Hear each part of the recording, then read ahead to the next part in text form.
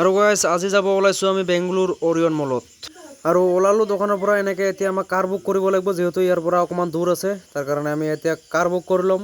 আহি গ'ল কাৰ, আমাৰ যাত্ৰা এতিয়া আৰম্ভ হৈ গ'ল আৰু ইফালে নতুনকৈ মানে এইটো মেট্ৰ' লাইন বনাই আছে আৰু ইফালে মই আগত বহি লৈছোঁ যিহেতু মোক ভিডিঅ' কৰিব লাগিব তাৰ কাৰণে আগত বহি লৈছোঁ মই আৰু ইফালে পিছফালে দুটাক বহাই দিছোঁ, ইহঁতে মানে মোবাইল চাই চাই গোটেই ৰাস্তা গৈ আছে আৰু এনেকৈ আমি গৈ আছোঁ আৰু পাই গ'লোঁ অৰিয়ন মলৰ ভিতৰত সোমাই এনেকুৱাকৈ ইফালে চাওক এইবোৰ মানে চবে চেলফি লৈ আছে। সেই এটা চাৰ্ট চালোঁ, ইমান দাম 2200 টকা দাম চাৰ্টটোৰ।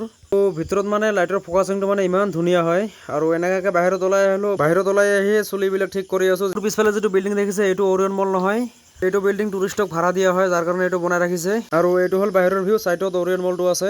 চাওক এনেকৈ মূৰ্তি এটা বনাই ৰাখিছে, মানে ইমান ধুনীয়া লাগিছে মূৰ্তিটো চাই। এনেকুৱাকৈ মানে মূৰ্তি মই ক'তো দেখা নাই, বেংগলোৰ প্ৰথম দেখিছোঁ মই।